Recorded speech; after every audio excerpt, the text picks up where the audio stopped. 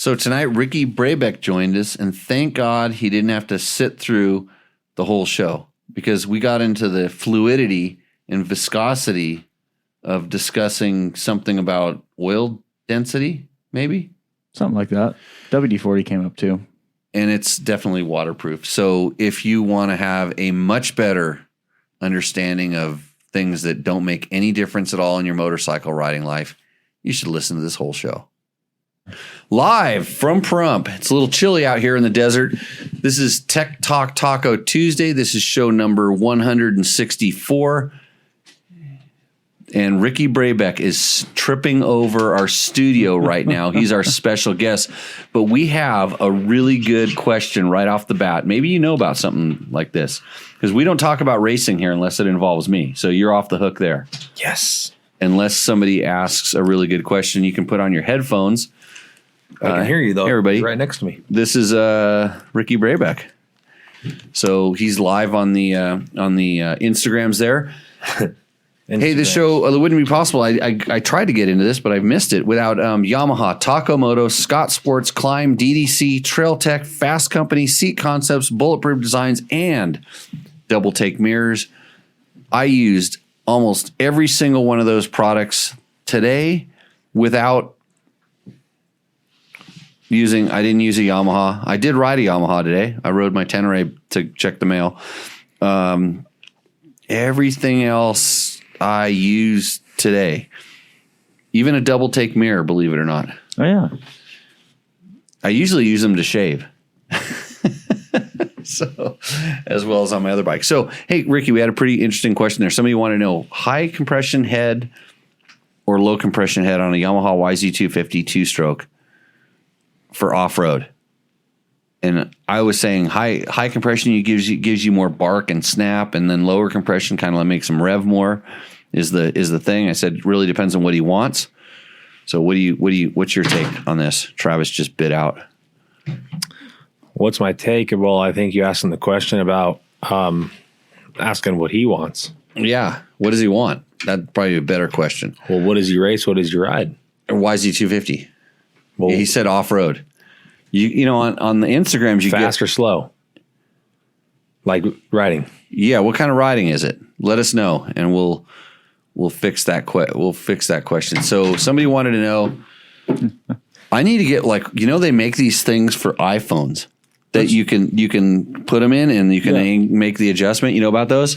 Amazon. Don't you have one You have one in the shop right now. I don't know where it is. Okay, so it's on a tripod. You can also support Dirt Bike Test by clicking through our Amazon links and our Rocky Mountain MC links. You know about that, Ricky? Yeah, I do. I was checking it out today on Rocky Mountain. Yeah. So Ricky actually is thinking about buying a couple things for one of his dirt bikes, his vintage bikes, I like to call it, that old vintage CRF 450X you love so much. Best bike. Best bike for you. Best bike, hard to find. Best bike for anyone. Yeah, I sold mine. I sold both of mine. You made a mistake. No, I didn't. I was happy with the incident yesterday. Wouldn't have happened if you had the vintage X yesterday. Yeah. You mean this morning? No, it was yesterday. Yesterday morning. Yesterday, 11 a.m. 11 a.m. I had a problem.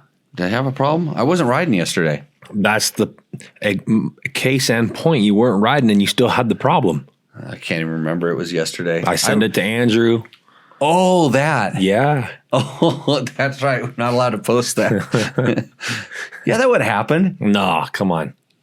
The whole bike would have burnt to the ground. No way. So if you have a Ricky Brabec question, a legit question for Ricky Brabec, you can call us on the Seat Concepts Hot Seat Hotline. That number is 775-318-5515. Ricky has agreed to sign a T-shirt. I have agreed to, as long as we can have your size, we have the whole selection over there. If we have your size, I'll pull one of those T-shirts. I'll ask you, we got to decide who the best caller is. We're just going to pick it when it happens. That's it. It'll shut down. The audience is going to pick it. Yeah, and then Ricky will sign it, and I'll send you this Ricky Brabec signed Dakar winner signed T-shirt tonight. So that's where Mark Daniels is having Tech Taco Tuesday and tequila. He puts a fifth tea in there, and I wasn't prepared enough to get mine done. And so, Jason Abbott's here, huh? Yeah, there's a few people join in every once in a while. They don't have anything better to do.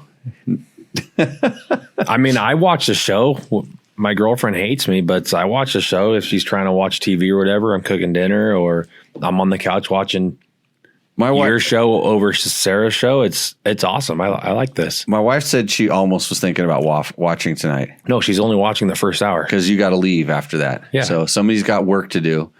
So Ricky, how was today? Trying to keep up with me. Trying to keep up with you is extremely tough. I meant that keep up with me and that like I'm not doing it. I know you were trying to keep up on your social media posting, and I was holding you back from doing that because I was a little quicker than usual today. You got to show people. Of course, social media is there for a reason. You have to show everyone what you're doing all the time, right? Or else it didn't happen. Isn't that the same? Yeah, nothing. That's a good thing about my life. Nothing is happening anymore. And Jason Abbott says, I'm on the couch and wife is watching shitty TV. See, same. Wife's yelling at him. And Heather's also watching. See? George, really? Is that what he's going to do? Oh, my God, George. I'll show him what he's no. No. That's the guy who helped you get your license plate, that guy. He thinks he can call he just calls the direct thing. He doesn't know how to call into the show, the hotline, like he's supposed to. Well, that's okay. My battery's probably going to go dead in this thing anyway, so we might have to. Have you ever seen it do that before? No, I think that's because your battery's dying, dude. It could be. Instagrams are dying. So anyhow, hey, look at the Ryan Hanna artwork. I know, I think it's sweet. Yeah, Ryan actually sent that in, and we put it in the studio. He's been in a couple times in the show, which is pretty cool. So. This is bothering me. He also did a Better Rider podcast, and that was pretty good. Oh yeah, that actually was pretty good because he used to coach for us back in the old days. Yeah. Anyways, we have some questions, but not before I tell you about Fasst Company products: the flex handlebars, the spoke, torque wrench, impact pegs, brake clevis, brake spring kits, clicker adjusters, and all products are American made. And if I didn't have my Fasst Company bars on my bike today, I would be complaining about how much my wrists hurt, and they don't. Have you ever tried those bars on a mountain bike? No, I was actually on Rocky Mountain ATV today. Yeah. And I saw that they have those bars for a mountain bike. But I was thinking about that's the best thing you can do for the show. I'm just going to block him as a human being. You want to put? You'd think you know better than that. I'm going to go unplug. Actually, I'm going to during the show, I'm going to take the phone over there and I'm going to unplug his trailer live on the show so it freezes over. Well, I don't want to interrupt your read, but we do have someone in the call. Oh, we do. Yeah, no. If straight away, calls go first. All right. So who is it? Don't know. Caller, welcome on the show. Aren't you supposed to be? Hey, this is Dave Donnelly from Pahrump, Nevada. Oh, Dave, how's it going? Hey. It's going pretty good. Hey, I got a question about this Dakar thing with Ricky. Yeah. And it's is there voice directions or is it strictly on the GPS on the bike?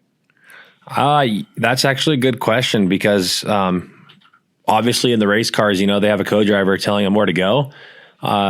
On the bike, it's strictly just us and the paper map. So more or less, we're just talking to ourselves out there. There is no voice command yet. I think with how everything in the world is going right now, it'll eventually be there where, the road books are going to be electronic next year. Maybe we'll have earplugs eventually that, the road book can talk to us. I don't know. But for now, it's just us and the road book and talking to ourselves.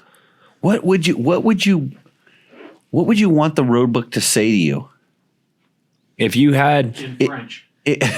Well, the road book is kind of a mix right now, but if you had that's super interesting because I mean we back when I was racing, and as I was doing a long time ago, we actually had this kind of heads up display thing for the cap. And I explained to you how it worked. Yeah. And it was basically you would manually set it, and then it would let you know when you would go off cap, kind of visually with lights on your visor. Now, but imagine riding. It could tell you the mileage of the next, in your ear. You could hear the mileage of your next note.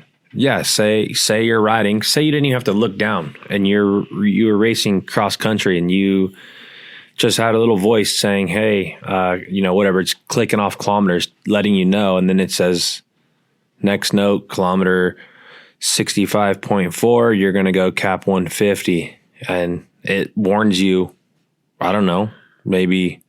But I mean, you think about the complicated notes where it would, where it's a picture. We have to look at the picture and figure out what it is. Like, it'd be really difficult for the words unless you like I know in lead nav a lot of times they program in little audio bits. Yeah. Like before you get but you have to go, but you don't get the road book beforehand. So it'd have to be like a real standardized thing. It would. That's a really good question, Dave. Yeah, put him on the top of the list for the shirt. Yeah. Well, and so Dave. Hey, yeah. Thanks a lot. Yeah. Yeah. Thanks. Good question. If we mention that you win the shirt, you're going to have to either email matt@jimmylewisoffroad.com to get a hold of that so we can get that to you. But that is a really good. Okay. Thanks a lot, guys. Yeah. Thank you. All right. Thanks, man. That would. It's like. I mean, I was thinking about that because so many or if times it was just the dangers. It just told you the danger, ahead, X amount of meters ahead or something. But even just it calling off next note, and it would tell you the kilometers of the next note. That's one less time you have to look down. Yeah, exactly. Like if you complete a note and it says, okay, you have 3.7 Ks before the next note, then you're like, okay, well now next note, next note 100 meters.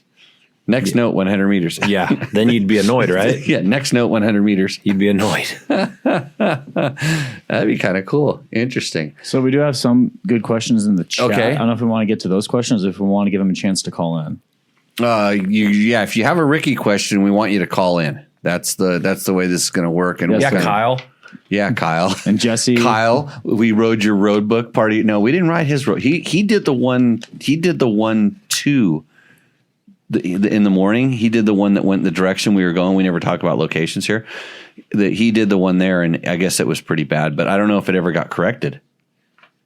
You know how you do a road book and you have to go back and correct it? Yeah, always. I don't know if I ever saw. We were fixing Paul's road book today. Paul did a good job in some stuff. Well, we fixed it last night, and then we tried writing it today. Yeah. We didn't try writing it. We did write it. It's a process. Where you at, Paul? John Jackson, did you see the Suzuki 800 ADV bike introduced EICMA? Looked like it was the most dirt-worthy Suzuki ADV bike yet. This is true. They went. It's called the V-Strom, and the funny thing about the V-Strom is the reason it's a V-Strom is like their motors used to be a V twin, and now it's the new V-Strom, but it's a parallel twin. They copied the Yamaha. Did we get any Yamaha reads, by the way? We did not. Utah Desert Rider, I think, is thinking about sponsoring a studio heater. The studio heater. Well, that's why we have the everybody in here is wearing a jacket. Yeah. I'm just too poor to afford to turn the heater on. Actually, the reason I can't afford to turn the heater on is because George's motorhome is on my other property, sucking all the electricity out of the grid. If I turned it on, we wouldn't have any lights here. That's really what's going on. So, and our friend Victor says, do you trust the electronic road book to hold up in a crash? No, nothing holds up in a crash. Paper ones. Yeah. Yeah. I actually think the electric one would. You saw mine go flying down the road today. Yeah, I did. Yeah, mine held up fine. Mine went flying down. No crash though. Mine went flying down. You want to know why yours held up fine? Why? Because it was cheap and an Apple. It was an Apple iPad. Exactly. It was affordable. The new Rally ones are going to be really expensive. Probably can't take a hit. Yeah. The only reason that mine flew off is because I was trying to stay in front of Ricky and I was hauling ass. and see, it happens. You were behind me when that happened. Yeah. Otherwise, you wouldn't have known about this, and I would never have even said. I would have told you that happened. But we were riding a road book that I made, and I knew the shortcuts. Right? That's what you always say. So, I don't know if we have any other questions in the thing. Clean Performance says, what are your thoughts on using a flywheel weight to smooth out power delivery on a 2021 gas 450?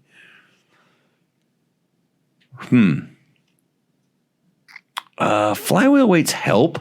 They help and hurt. So they can kind of make the throttle response sluggish, but they also do smooth the power out. The best way to smooth the power out is to restrict the exhaust a little bit. So have a like if you have a big open exhaust with a big opening in the end, try making that a little bit smaller. That will smooth out the power, and I think a lot of times it's a little bit easier. And everybody says drink more tequila. No need for a heater. You want hand warmers too. That's Victor. Mm-hmm. He's on Instagram. He's on Instagram. Says John Bailey, Jimmy, you're my dude. Just wing it and everything just works out. Shout out to Ricky. Yeah, shout out to Ricky.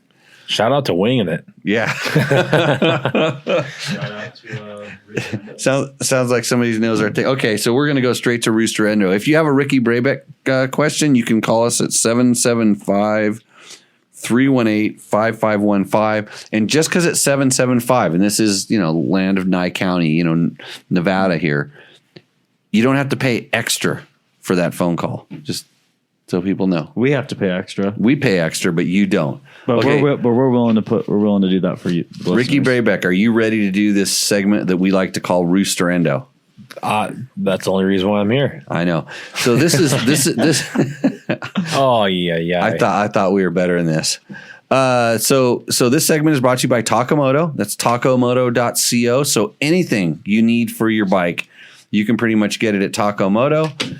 So the way this works is you send us a picture of your bike, give us the year, make, and model. Hopefully, send us a nice picture, please, and then we'll talk about it in public. And the one that gives us the most joy, or the one that Ricky picks, is the winner of the $100 Takamoto gift certificate. So this is Chad Selassie. He just submitted this an hour and a half ago. An hour and a half ago. Full stunt bike. 2020 KTM 500 EXC-F in Supermoto trim. Way too many mods to list, but Vortex ECU, FMF 4.1, 38 tooth sprocket, custom 12 bar subcage, custom rear handbrake bracket for a, I'm going to say this wrong, but Tokiko caliper. It's oversized caliper connected to a Magura HC1 handbrake, just to name a few, because it's way too many mods to list. Which you know what that comes out to me is like, this guy was lazy. He didn't take our game serious. No. If you're on Instagram right now and you can't see the bikes we're talking about, these are up on the video feed. But we are looking at a 2020 KTM 500 EXCF in Supermoto trim. So I like the fall colors, that's for sure. Matches the bike.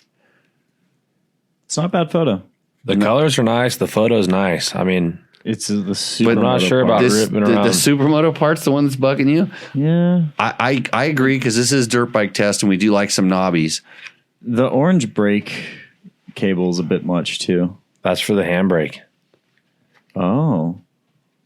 Is it still orange? Oh yeah, because he's that's the handbrake. That's for the stunting, because he's got he didn't talk about like some of the mods. He's got a cage around the back of it and pegs, where he has the pegs where he can stand up in the back, and the little thing where he can hook his foot when he's doing those super styly 360-degree wheelie things. Wheel stands. Yeah, wheel stands, and that's the second brake.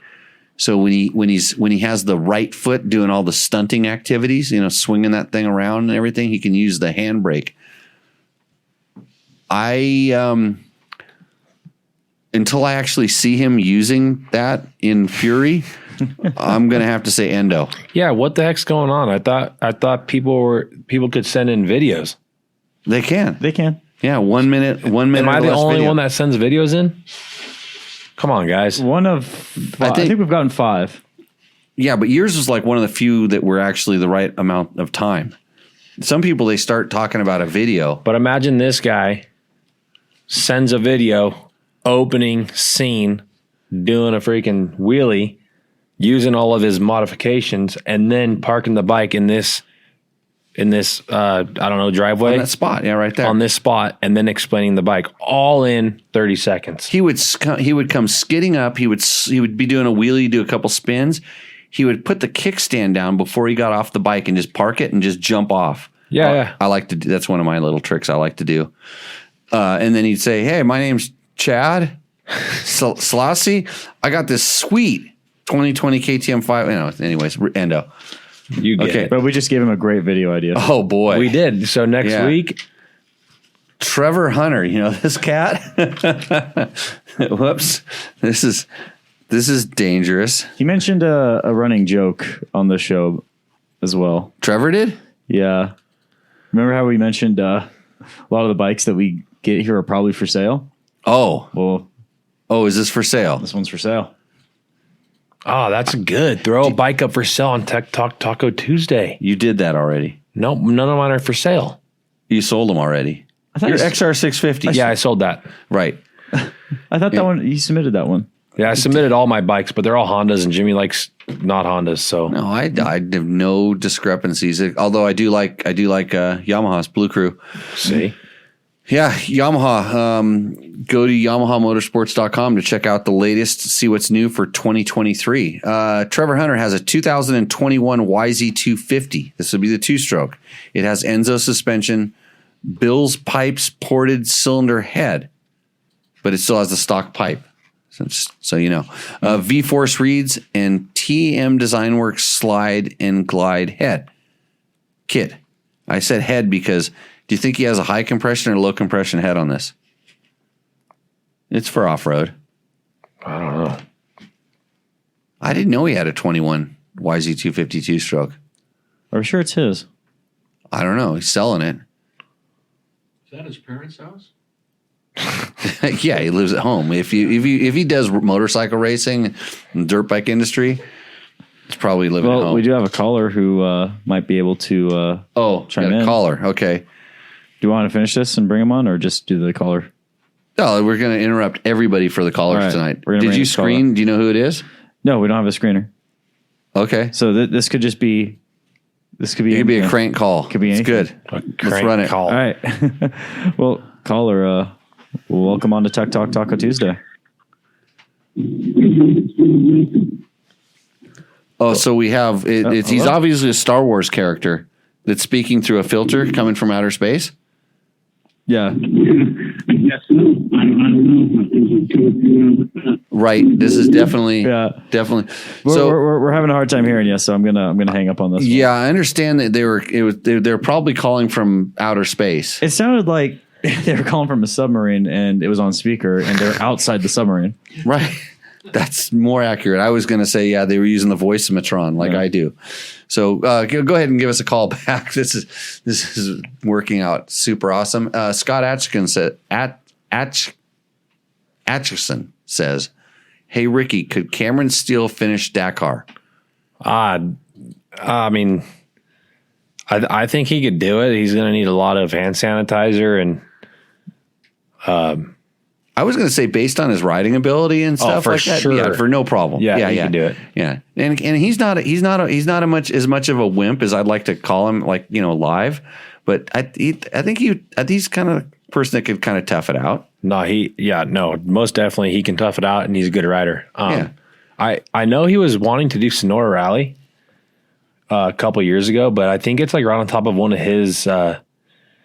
the Desert Assassins Events. of trips. Right. So I know he really wants to do that event. So maybe sometime he'll make it to there. But no, he can do the Dakar, and I think he would enjoy the experience. Yeah, because I mean, I was really surprised when he showed up at King of the Motos back in the Yeah. day, and I'm like, "What are you doing?" Freestyle. Cameron to me, I grew up jumping BMX bikes with Cameron at Yeah. Sheep Hills, and so I know he has bike skills. And then I'd seen him try to, when the freestyle thing was kind of just getting started, he would try to hit the ramps and everything. but he found he could talk about it better than he could hit the ramps. But then out of nowhere, I knew he rode. You'd see him at the track every once in a while. He'd, show up at Surfer Cross and he could ride.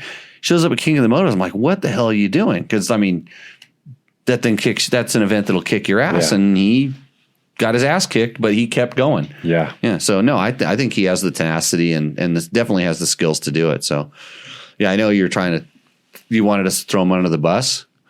I think we'd all like to throw him under the bus, but he has a bigger mouth than both of us. Oh, yeah, it's so bad.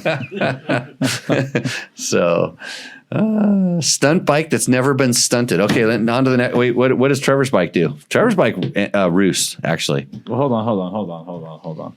What? Finn just made a point on the chat. Oh. I'm trying to enhance because it does look like a valid point. Hey, Finn, that's a great thing. Is it me or is the clutch ever missing? Well, that is true. And this is a typical Trevor problem that there's always something missing out of the program. It's hard to see, Ricky. It is. It's like I can't see. Yeah, I'm trying to enhance. Yeah, it, so we're hitting here enhancing the thing, and it does. I'm not seeing it. That's a completely unprepped bike. That thing endos. It just went from, in my world, A Roost to Endo. Yeah. He probably has a recluse in there though. He probably had to take it off to put it on someone else's bike or in one of his other His bikes. brother's bike for the Big Six race this week. Right. Yeah. Didn't even totally prep it. Yeah, Flynn, thanks for pointing that out. Yeah, Endo. Endo. Went Endo. from a Roost to an Endo. It was so quick because I thought it's a clean bike. That's nice. Yeah. It's a good bike. It's probably for sale. Contact Trevor Now Hunter. here's a stunter. See, that's good. I gotta give you that picture. This is how you send a picture. Yeah, Austin Owens has a 23 Gas EC300. He's got a lot of stuff on it. I'm going to rip through this list the best I can. If you wonder what we were doing on Instagram, by the way, because this Sarah Price MX just joined. Dude, this guy's wearing Ugg boots in his photo. I think he's a trials guy. Moto Mine and Baja Designs XL80 kit, Moto Mine and Bomber bar switch, Astra off-road Andorra handlebar, XC Gear Mako 360, SXS has Burley handguards and skid plate, and fork lug guards, BPR radiator guards, TPS sensor, swing arm. And that's Bulletproof Designs. I think he's got all the stuff. Bulletproof Designs, proud sponsor of Tech Talk Taco Tuesday, and the rear swing arm disc guard with caliper guard. Notice he does not have the front disc guard. The whole thing. Does. Yep. No, that's a carbon fiber. That's like a different kind of thing. Oh, that doesn't count. It's a plastic, and it says in big, black, bold, capitalized letters, plastic front disc guard by Polysport, and a little smiley emoji. Dirt Check sprockets, 1248 gearing, Enduro Engineering clutch and slave cylinder guard, ProTech full wrap fork guards. He's got a lot of guards.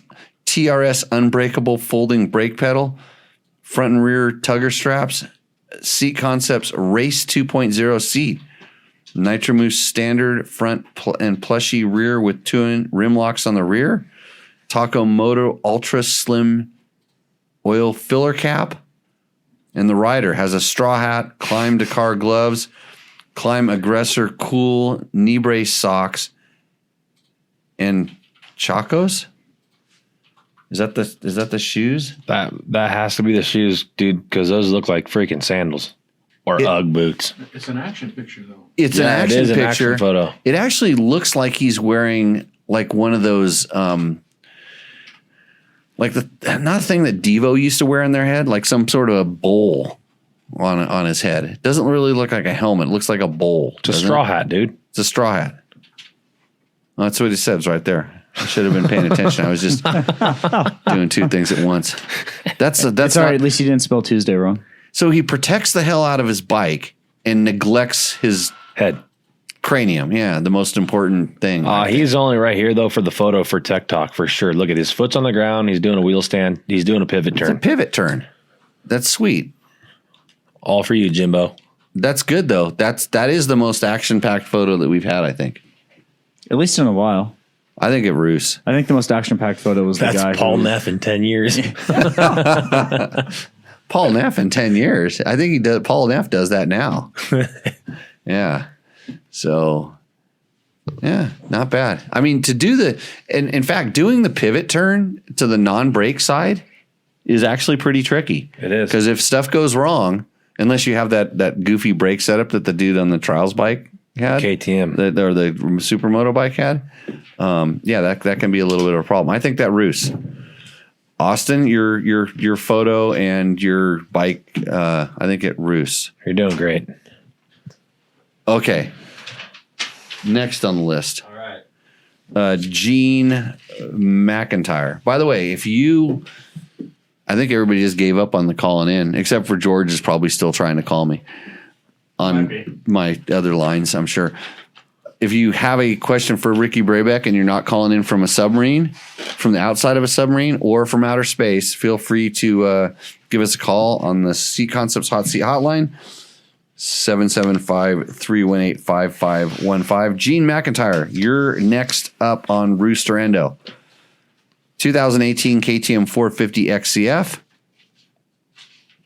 And Matt's working on it the best he can. He's got other things going on. Oh, He's updating his Tinder account. Come on, bud. I had it all ready, except I didn't press the one button. It kind of used to stand to the side. Got it. So he's flinging dirt, says so right in his graphics, with his Recluse clutch, Radius CX, Mako 360 bar mount. Use the flex bars as well. Not sure which is really better, in my opinion. That's okay. We don't judge Gene. Decal Works graphics, Tusk rear disc guard, tubeless front and rear, Midwest Engineering clutch lever. Trevor could use one of those, I think.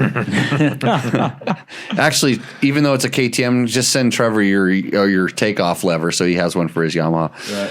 ECU tuned by Blaze Racing, a fan kit, a Chirby skid plate, solid DeVille seat cover. Tire changes all the time depending on what and where I am riding, so no point in mentioning. We're always interested in that. That looks like. Remember where we went rally training the one time out in Utah? Yeah. That's there. Is it? Yeah, I'm pretty sure that's that area. It looks pretty cool. Resprung and revalved for my weight and riding, sag properly set. Oh, the forks are updated to the 2021 internals. And it's a XCF. Okay, yeah, I could see that. It's funny because people say that the EXCs have gotten worse. So somebody upgrading their EXC, I think they've gotten better. I don't think the internals. I don't think they've gotten better, but the settings have gotten better. So Carl Flick has a question. We got to talk about Gene's bike though. Actually, we have A call? I think he got back. He got back in the submarine. Oh, we got back in the submarine. Here we go. Let's see. All right. Hey, caller, welcome to Tech Talk Taco Tuesday. You're live. What's your name? Oh, this is Dave Donnelly again. Dave. Okay. Dave. Oh, was that you that was out? Did you fall off out of the submarine last time? I did. Well, same number I called. Oh, okay. It was the same number all three times? Matt's not sure. not That's sure. the second time, yeah. Okay, only the second time. So Dave wasn't the guy that fell out of the submarine. That guy probably drowned. Yeah. Okay, Dave, what's your question? Well, it's kind of technical. It's about the Honda 450. Now, we have an my expert. Understanding with the dual sport model holds like a quart of oil. Now, does the rally bike hold more oil? I don't see how you can go 300 miles on a quart of oil for engine oil. So 450X, it actually holds less than a quart of oil inside the motor. Just a little bit less. Well, there's the new one is probably, I don't know what the new one is. I don't remember from changing it. The old one is 800 cc's, 850 cc's in the motor. in the engine side, and another 750 in the transmission, but they're separate. But what is the rally bike? Oh, I see. The rally bike it's a special motor. It's a factory motor. But do you have any idea what it holds? No. Ricky's not allowed to work on his rally bike. Well, I changed the oil, but we have a measuring glass. A measuring glass, yeah, a sight glass. Yeah. Okay. Yeah, I was just curious. I mean, when you're going like 300 miles at full race speed, it seems like you might want to have extra oil. We run Moto. They were Moto, so the small amount of oil is just fine. Quality over quantity. Yeah, Not sponsored. All right. Yeah. I Moto's think great stuff. Yeah, I think that they do lots of testing on this stuff to really get another call. He's gonna, if he calls again, he's gonna have to edit the audio. Right. Yeah, let him. He can't do that. No. So, anyways, they do a lot of engineering to make sure that the engines have enough oil. And I mean, the amount of durability tests. Do they actually do much oil sampling when they do that? Yeah. Yep. Yeah, they do oil sampling and all that stuff. So it's a thing. Okay. So. All right. Cool. Thank you. Yeah, I wouldn't if you're worried about it, just change it more often. But I let him. Oh, he's calling you. Yeah. He's actually that's what a. Like you'd think he knew how to call the hotline. Yeah. Something like that. We've only said it a few times. Dave's clearly got it down. So yeah. Thank you, Dave. All right. Okay. So See ya. are we? Oh, we have Gene. Wait, did that Roost or Endo? You were still talking about Gene's bike, dude. Yeah. I don't like the XCs. Audience has a XCFs. question, Jimmy. Okay. Nader Tater? The audience? I try to ignore that most of the time. You're talking about Bob over here? We do need to get a mic over there at some point. It's like the shop dog. He's like your shop dog, just kind of like they're around, they're doing things all the time. As long as they're not pooping on the floor, everything's cool. We have to decide whether Gene's bike roosts or endos. I like the photo. I'm pretty sure he's happy with his bike. Yeah, he sounds pretty pumped with it. It seems like a good area. He's got a good picture and a good area. It makes me want to go ride there again. I like that. I'm going to say Roost. Roost. Yeah, that's definitely a Roost. So I'm trying to post up on my Instagram's thing on the thing, but I don't know how it works. So all right, are we going to the audience question or? Yeah, let's audience Bob. You mean Bob's question? Yeah, Bob's question. Yeah, Bob's raising his hand. I'm going to pass you a lot. It's usually a comment, not a question. The more oil you have to move, the more power it takes and the more heat it makes. So you have to keep it. So Bob is saying that the more oil you have to move, the more power it takes. And here's where we're not talking at that point. We're not the oil, if the engine's properly designed, is already out of the way. Okay, the oil should not be in the way of getting in the way of moving things. Correct?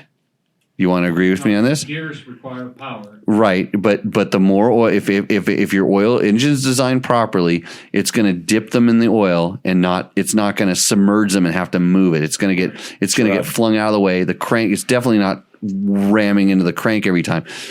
When you talk about the more oil you have to move, that's the oil pump and the other things that would do it. So a properly designed oil, all the oil is kind of spread out and not interfering with the spinning things. It's just getting in there. When the gears come together, right? That's what sucks the power out. So 90%. So when the gears, he's talking about when the gears come together. Remember, everybody can't hear you so much on the audios. So when the gears come together, that doesn't have anything to do with the oil. It has to do with the surface area of the gears. It's the oil and the gear teeth squeezing the oil. Correct, but if you have a certain quantity of oil in the motor, let's say you have either 1200 cc's or 1100 cc's, that's having no bearing on the amount of, because that oil should not be quote interfering with that. The oil should just be it should be spread out and housed in areas where it's going to be splashed onto the gears. So I don't disagree with you. I don't know that particular point, but 90% of the power absorbed by a gearbox is used in moving oil.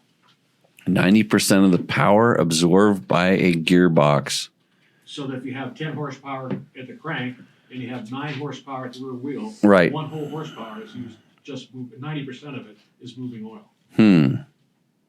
Oh, hey, Sarah Price has a good question. Hey, I already friggin' told her what bike to buy, but I don't know what I'm talking about. Yeah. Well, if she's interested, there's a Husaberg for sale. Husaberg for sale. Speaking of, I have a different Roost Endo submission rather than the one that's there on the table. Oh, really? Yeah. Oh, you don't want to put up your bike for sale. Hold on a second. Yeah. We're back to Roost Endo. Sarah, we're going to get to your question before Ricky has to leave. Well, actually, no, we're answering her question with this Roost Endo. This one? Oh, that one? No.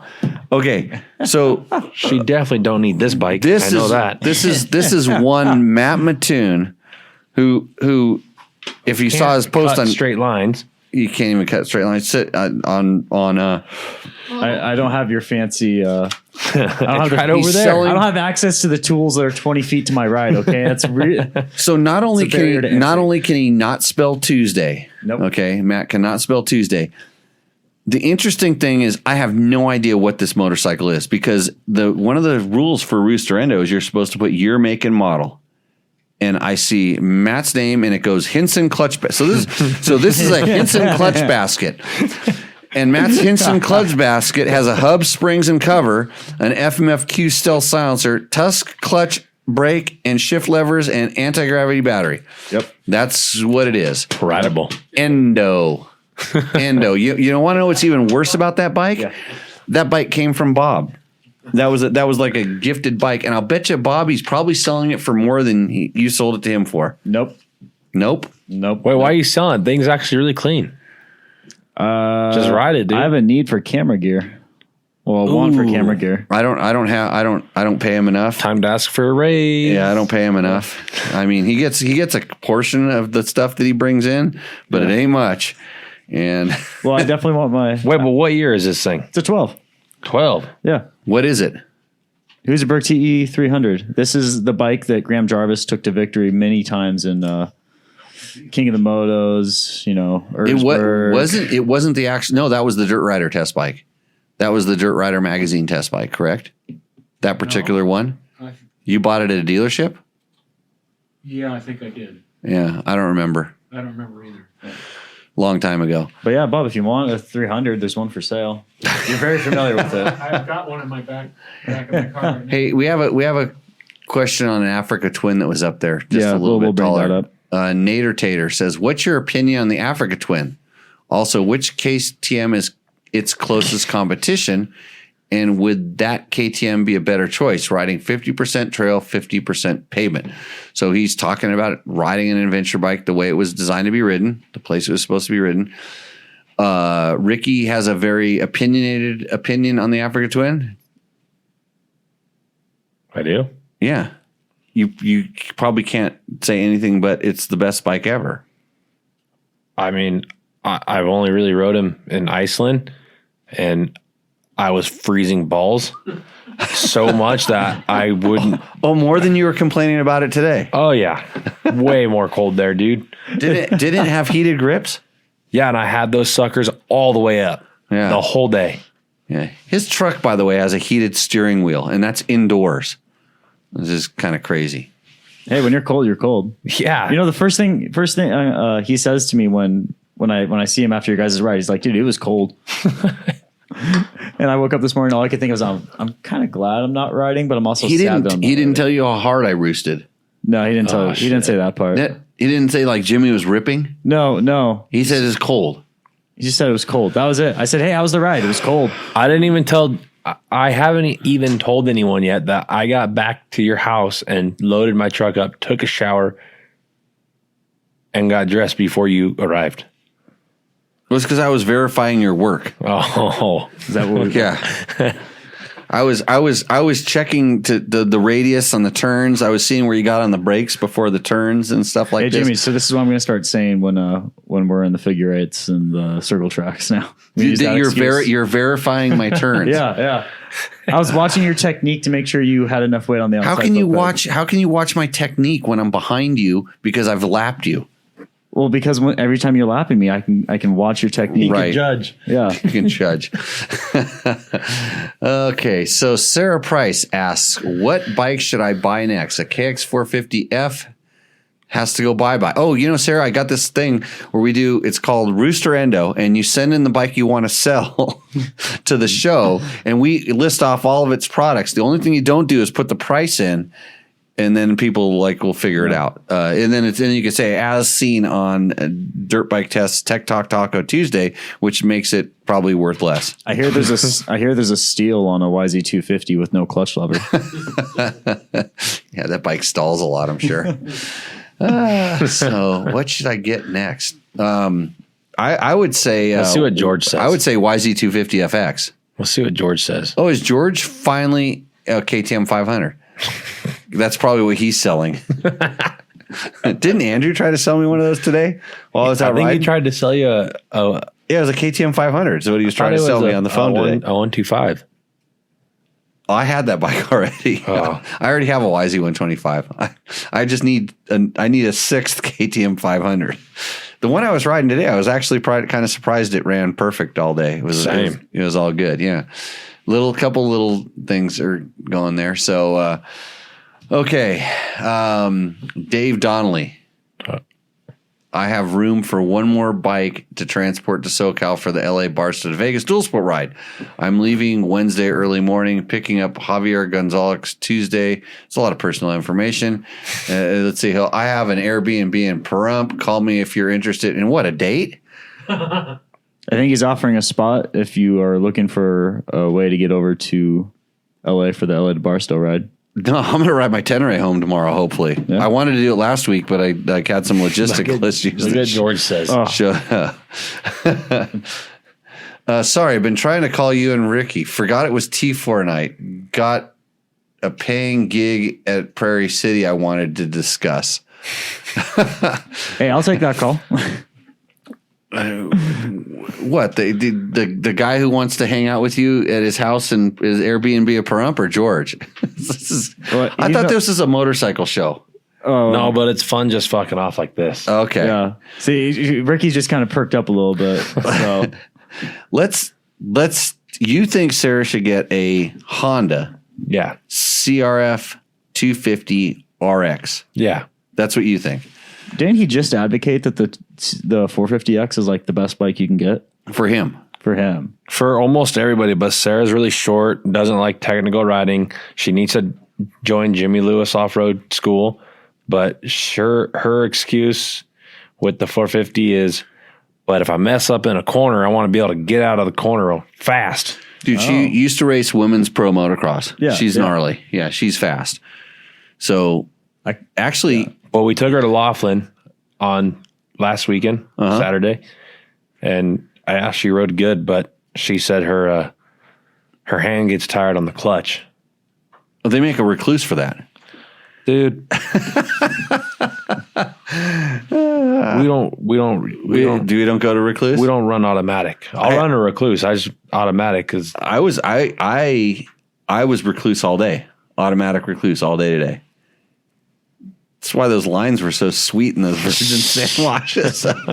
Troy Hicks is asking if the Pahrump grinder meetup, is that Airbnb? I don't know.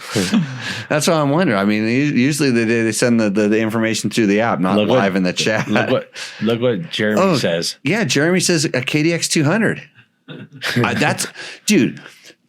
Every once in a while I see one of these things pop up and I want to buy one of those. I used to race those things in the district enduros. Like I was a Team Green rider and I had KX 250s like crazy.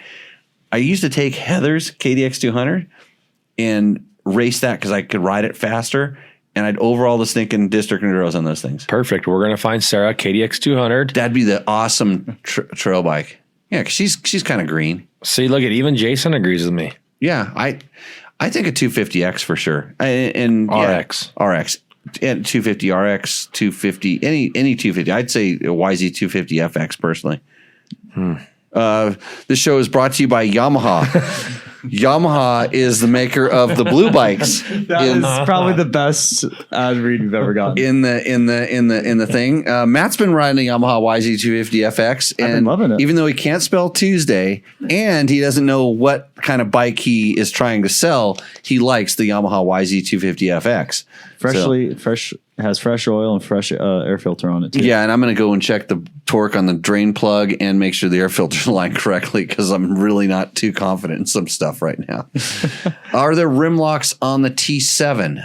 No, not stock. They're definitely not rim locks. And Gene Turner has a bike for sale.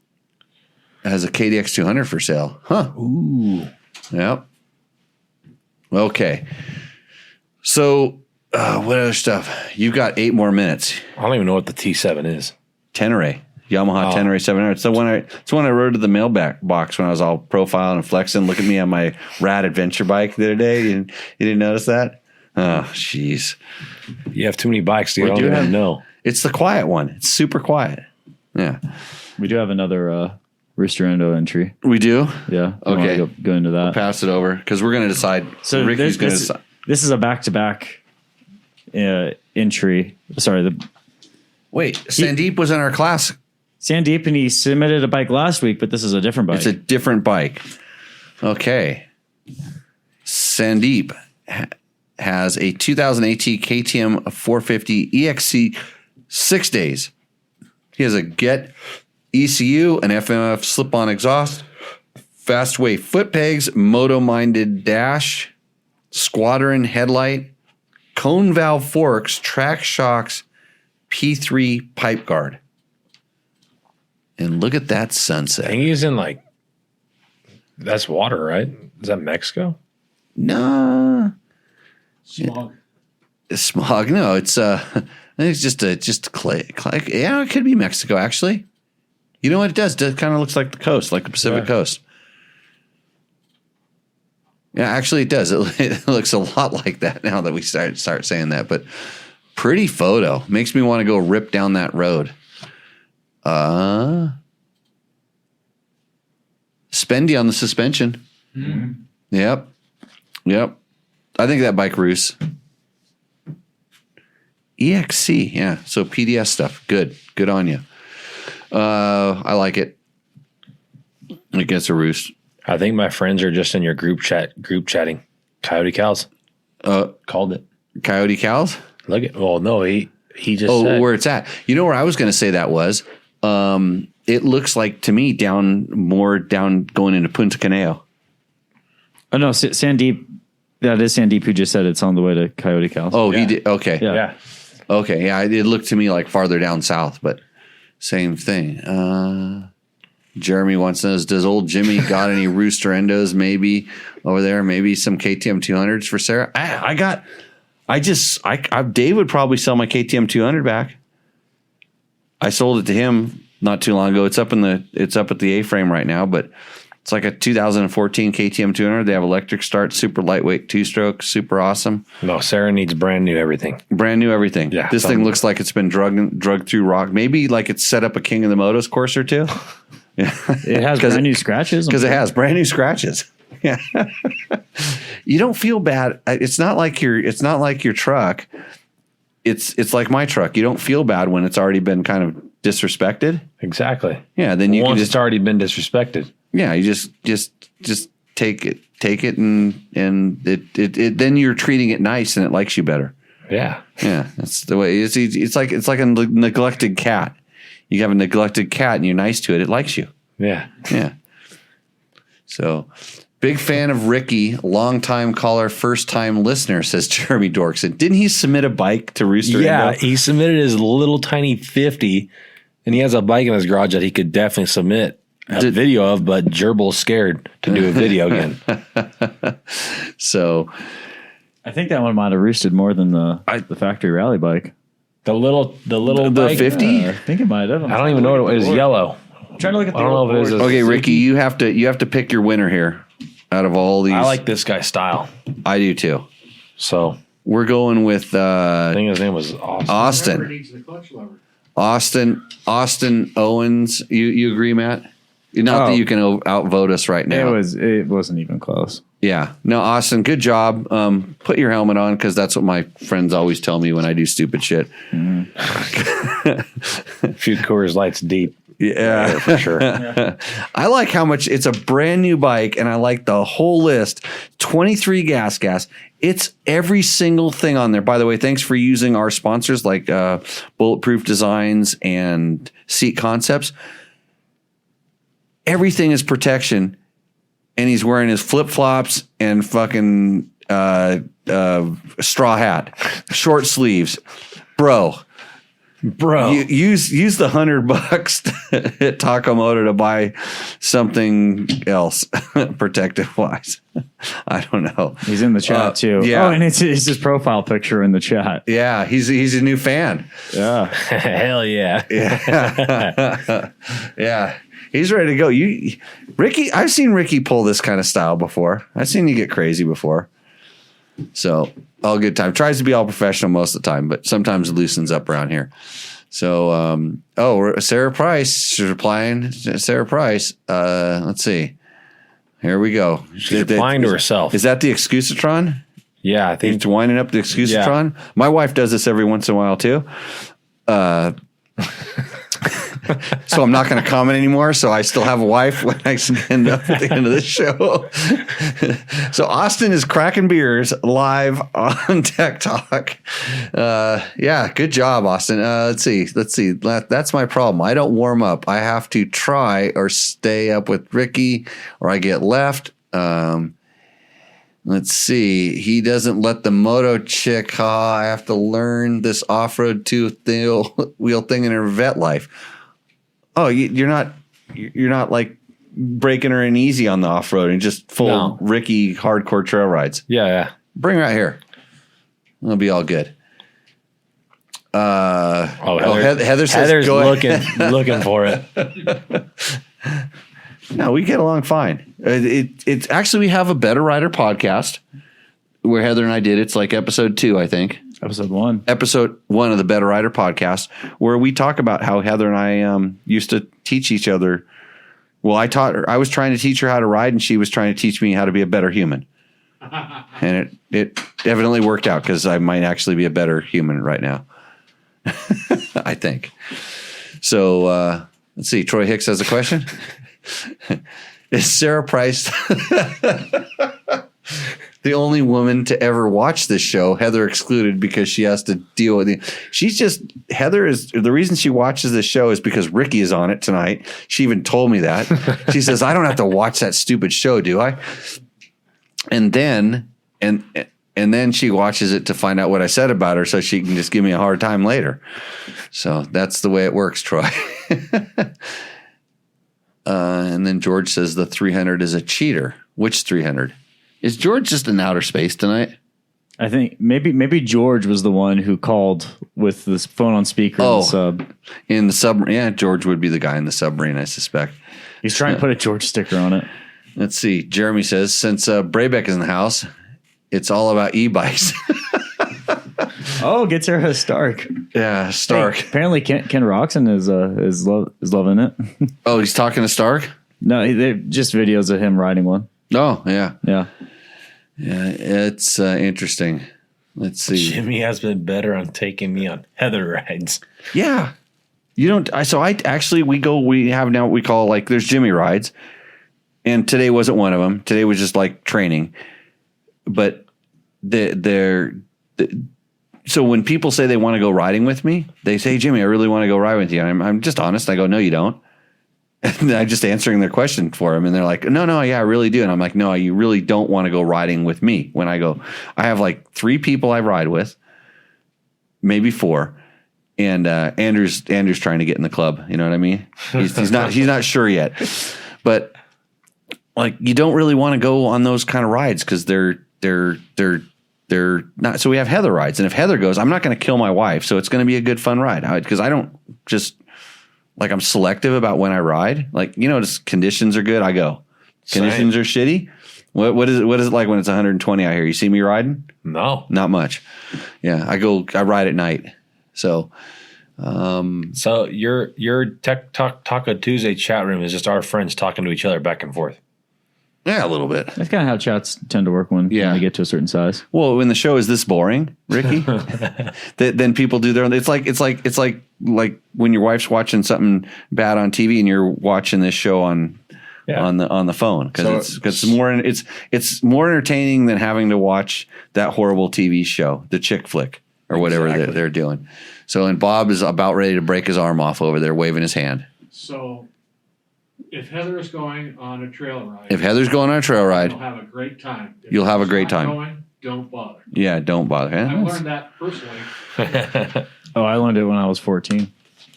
Ooh. Yeah. 15. Yeah, I like a little challenging. Remember, this is an audio podcast. Now Matt's going to have to edit that sound out. Oh no, Ricky's editing that part out. No, Ricky's ready to roll. He's got Ricky's going home. He's got an early call time tomorrow. It's a perfect time for us to take a little bit of a break. But Ricky, thanks a lot for showing up. Yeah. I know you didn't want to talk much, and you didn't. You kept it kind of quiet. Well, no, you're busy. We're not after Dakar when you come back a winner for the second time. We're going to go on a mini bike ride. We'll go.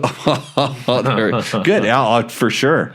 Yeah, we'll go on a mini bike ride At the A-frame in snow. Yeah. Well, we'll let the snow melt because it was perfect this weekend. But so, anyways, thanks for joining in and have a successful boot camp for Dakar. And we'll see you. We'll all be following. I'll give updates on the show, even though we don't talk about racing. Perfect. And so. Thanks for coming on the show, and thanks for, I'm sure, Austin, you got one new fan at least. I'm sure I lost 20 fans, but that's okay. They all went to OnlyFans. Hey, with that, Matt, we're going to go ahead and take a break right now and shut down the call-in line, and I'm going to make sure I get that shirt out to, actually, we'll get that shirt over here. We're going to sign it for Dave Donnelly, I believe. Dave Donnelly, and we'll go from there. So thanks, everybody. We'll see you on the backside of this messages. What's up, Moto Buddies? Mike here from Taco Moto Co. What is the Taco Touch? It's the best service in the industry. Virtually 24/7 tech support via email or text, and it's like having a dirt bike doctor on call every day of the year, helping you fix your bike or recommend parts or setups for you. If you've ever received an order from us, you know that the Taco Touch extends to our fulfillment, and our orders come with the coolest stickers that you've ever had, buying parts from anybody before, and a handful of root beer barrel candies. All of our Taco Moto Co. branded components come with a no questions asked lifetime warranty, and we'll even extend out the warranty of other manufacturers, OEM, and aftermarket parts where we can, sometimes for life. We test and tune endlessly and exhaustively and obsessively. We're trying to destroy everything that we can before you get your hands on it, to look for weaknesses and to improve it, or to make recommendations to the manufacturer. And if it's something that doesn't meet grade, then we don't offer it on the store. Everything that we carry is something that we have personally used, tested, and ridden and raced, and knows meets the high Taco Touch demanding standard. Go out and get some adventure. Since 2009, Seat Concepts has been dedicated to making the best aftermarket seats. More comfort, more grip, more riding. For 10 years, we've continued to raise the bar. Innovation and American craftsmanship make Seat Concepts the world-leading manufacturer of power sports seats.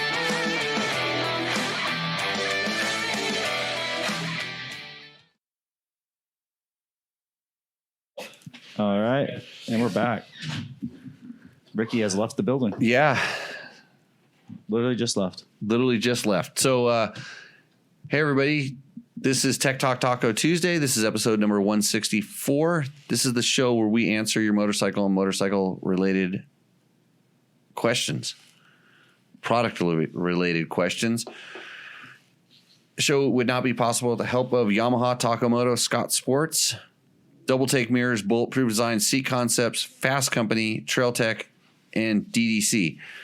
I was very comfortable today while Ricky was complaining about being cold because I was wearing a lot of climb gear. I was using the layer system, and they have inversion layers that they have different thicknesses, 1, 2, and 3. 3 is a little excessive because they make snow stuff. Yeah. 2 is when it's really cold, and 1 is perfect for moto if you're using it as a layering system.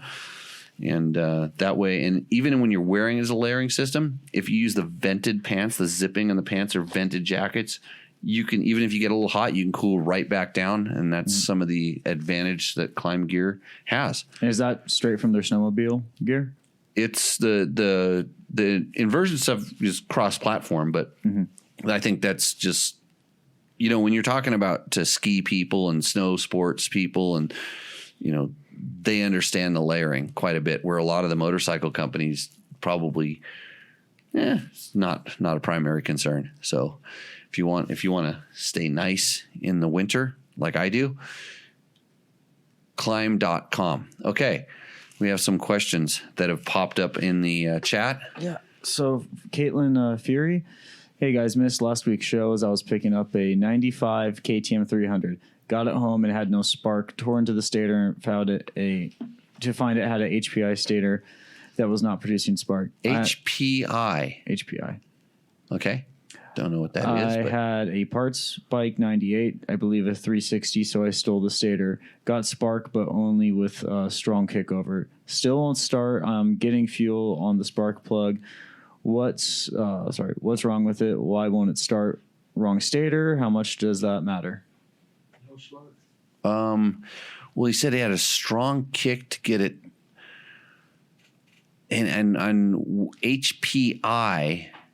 I don't know if that sounds like an aftermarket or does it mean CDI, HPI? I'm kind of curious. I don't know what those letters exactly mean, but the 300 and the 360, the stators should be pretty much the same on something that's that old. I could see that I'm wondering if you kind of suspected the one off the 360 was good or whatnot, that if it isn't something else like the grounding of the coil, might be a little bit of a better solution to look at. Make sure that it isn't corroded, because sometimes if the coil isn't grounded really good to the frame, that could cause some issues. And I've seen the where the spark plug wire threads onto the coil. In other words, usually it looks like a wood screw inside there and the wire screws onto it. I've seen bad connections or just corrosion inside of there on older bikes. But I would try that. What's wrong with it? Why won't it start?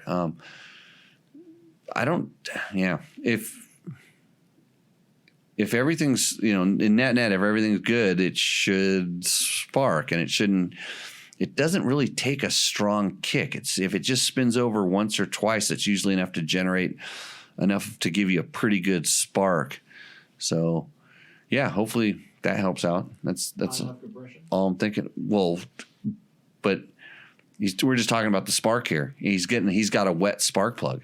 Yeah, so he's got no compression or no spark. Right, but let's see, it's getting fuel in the spark plug, so it doesn't have anything to do with compression at this point. It's not sparking. Even if it's super low compression and it's a wet spark plug, it's probably not sparking, I'm thinking. So give that a shot and see how that works out. Should we go to the questions on the? Yeah, because one of those questions was sent in right before the show. Okay. So I think I put it first, so I can ask it. Mike Warren, hi guys. I know you've already answered this multiple times in the past, so I tried searching for it on dirtbiketest.com, but I have a 94 YZ250 with T2 in it and ready to store it for the winter. The T2 can says drain the carburetor after each use. So should I drain it and be done, or add stabilizer and keep the system full? I think I've heard you talk about it, but can't remember if an empty carb leaves room for moisture. Why T2? Well, my kid spends too much money on dirt bikes and it was there, so I used it. Get that out of the bike if you're going to store it. It's not what it does. It's what it does to the O-rings inside the carburetor. It'll do it to the O-ring that's between your petcock and your gas tank. you should not store. I have no idea what it does to the plastic. I've seen like people had the clear plastic gas tanks. It just get really brown when they've been running. And I don't know if it's T2. I don't know exactly which ones are which, but a lot of the race gases. So I personally leave pump gas, ethanol laced pump gas, unfortunately, because I don't have any other better option, here in my bikes when I store them, but they usually get stored in the summer, which is probably, we're dry. So it's, the ethanol attracts water. So there's that kind of stuff. I would get that out. Just put normal gas back in there. I don't like leaving them dry because they dry out. Don't know the advantage of going completely dry, because it seems like once you've soaked something in gas, it tends to dry out more after it dries out. So why not just keep it soaked in gas and call it good? I think a fuller tank is better than an empty tank because it might evaporate. And when I see all these people that they store their bike for the winter, why can't you just take it out once a month and start it? And that is probably the best solution to the problem. Just take it out, start it, let it idle for a few minutes, and that little bit of running will kind of get the gas that might be in the carburetor that has a little more interaction with oxygen, and put some newer gas or better gas in there. So, yeah. So I know it depends on the carburetor, but about how long as a general rule, about how long would you say the bike would need to idle before it gets all the gas that was in the carb cycled out and fresh gas in there? If it's idling, probably about 4 or 5 minutes. I'm just guessing based on, and that has something to do with the length of the hose from where the petcock shuts off, or how, because it drains out. But I mean, by starting, I mean, can you start it up and riding down the street? That would make it a little better. Can you, like you see us do all the time, a lot of times we'll lay the bike over and let the gas kind of pour out. Of course, we make sure we lay it over on ground that's been properly protected, and then we make sure that the spilt gas is properly recycled, of course. But if you can, there's also a drain screw on the bottom of the float bowl. You can open that sucker up and let it drain out a little bit, shut it off, and then that way. But I would always start it just to run something through the jets, just to get everything to cycle a little bit. Mm-hmm. That's the best thing. So if you're gonna purely store it and not use it for a while, they have I don't know. I know there's additives. There's special gas additives that they're meant to store bikes. I had really good luck with this Chevron product that was a power sports, like a Techron power sports stuff that I put in some bikes, and it seemed like it did pretty good. It wasn't the fuel system cleaner. It was power sports fuel system preservative. But some of the other stuff I put in there seems like it's actually made it worse. So I think your results may vary based on where you live, the kind of gas you have, the amount of humidity in the air, the temperatures that it's going to be stored at. So I think it's a little bit of an experimentation, and I don't have a one size fits all answer. So if there was, I'm sure everybody would be using it, and I haven't found it yet. So right. So Caitlin popped back in the chat as a follow-up. Yes. Seems like when checking for the spark, I need to push the Kickstarter harder to see the spark, as if I was doing the full swing of the Kickstarter. But when I do a soft push and feel the piston cycling, no spark. Bob has raised his hand over in the corner, and he's saying, like you said earlier, corrosion in the spark plug. Corrosion. And the fitting of the spark plug.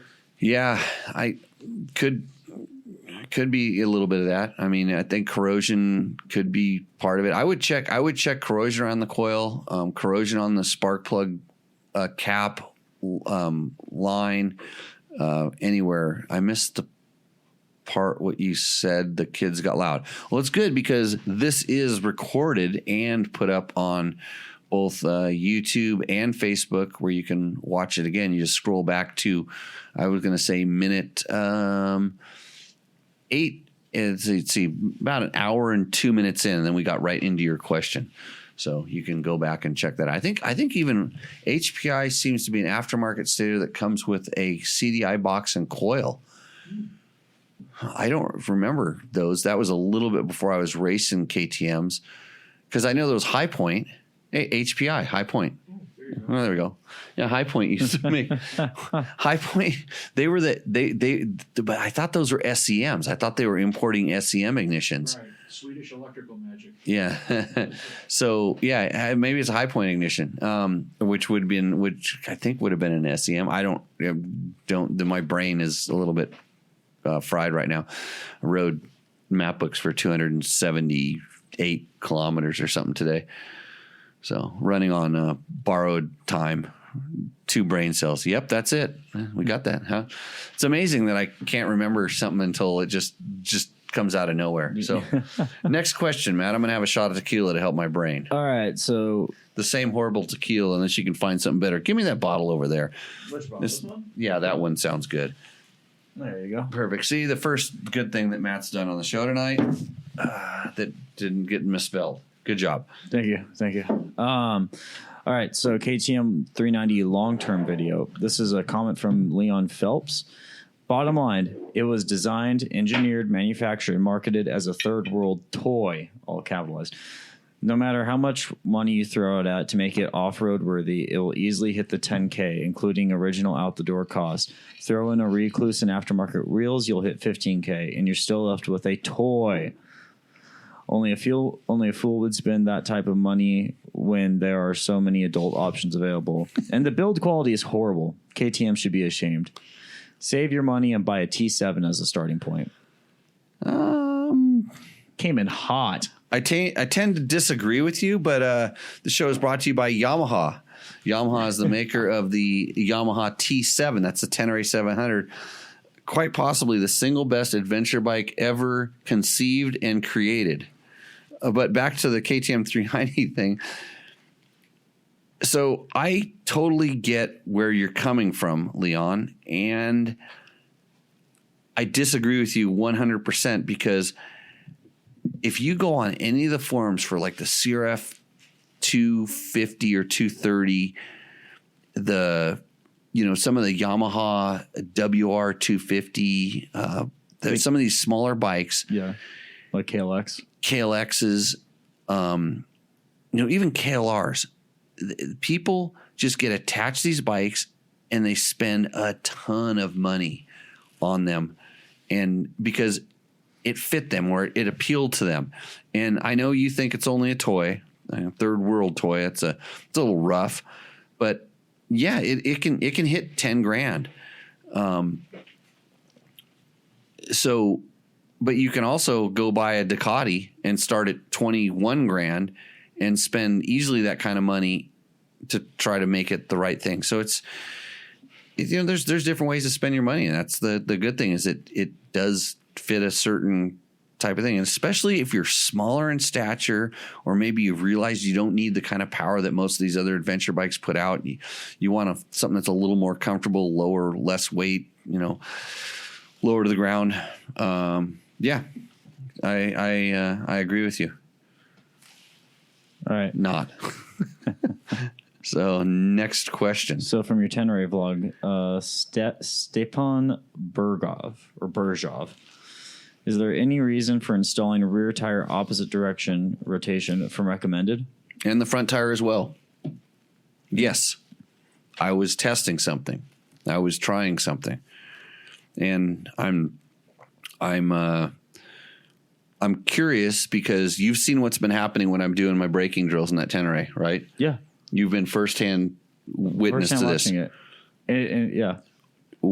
So we do, when we do our school, we do some braking demonstrations, and it has to do with kind of assessing your own braking distance and stuff. And this is uncoached, Matt. What did I do every time I did my braking drill demonstration on my Tenere?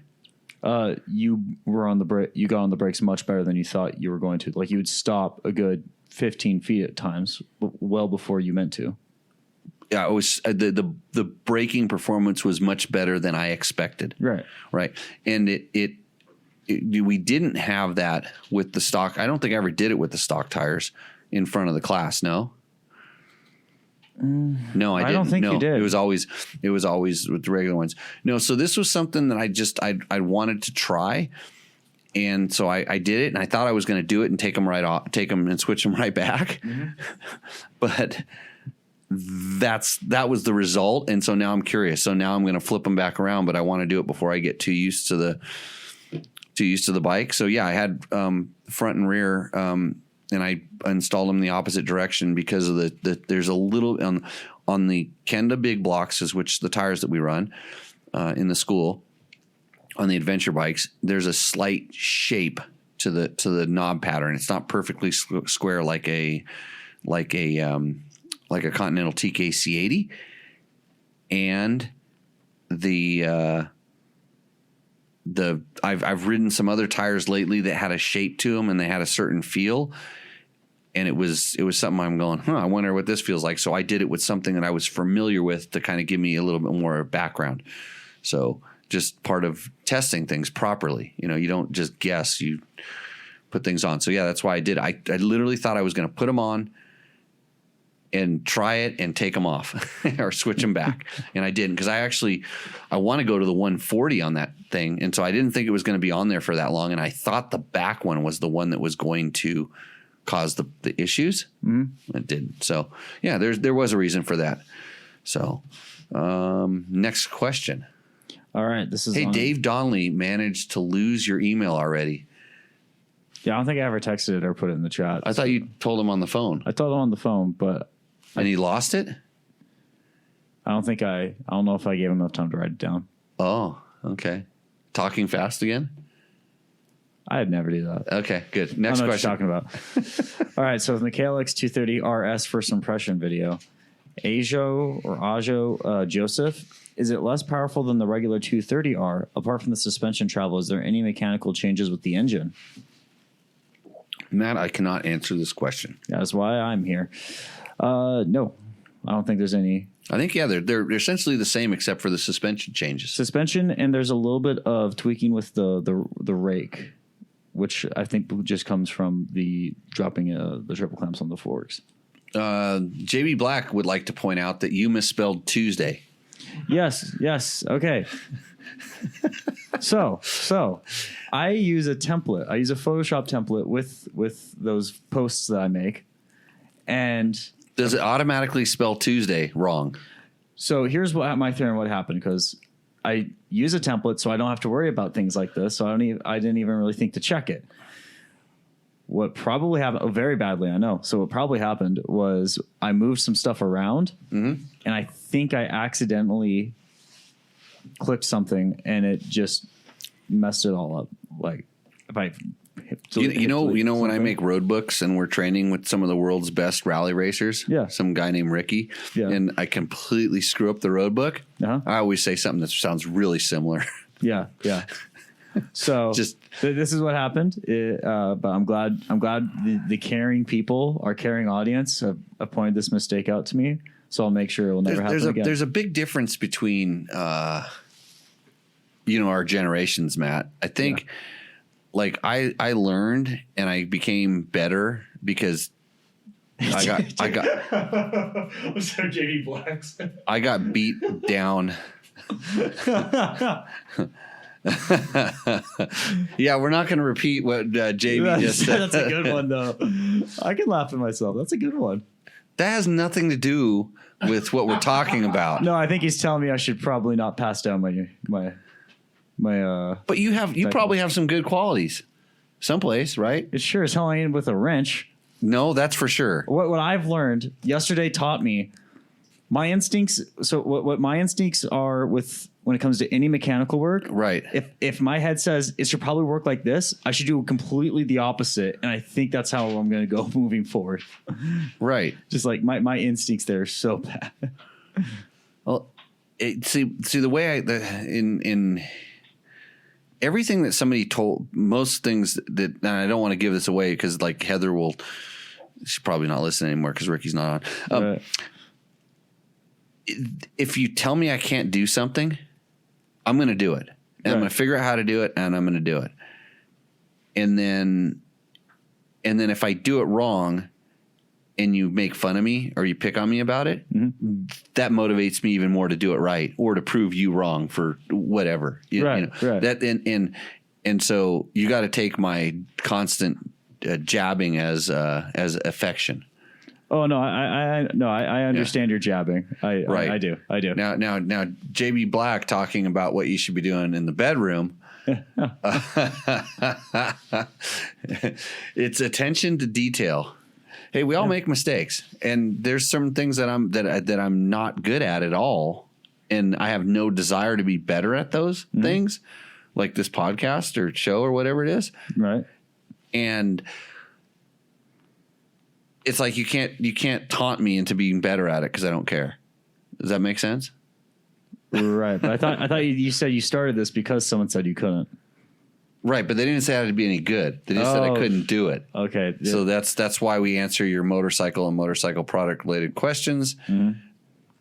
Go back in the old episodes when the show was probably a little bit better. No, hey, you can make this show even better by participating. Give us a call on the hotline when we start spouting out the number. Send in submissions for the Taco Moto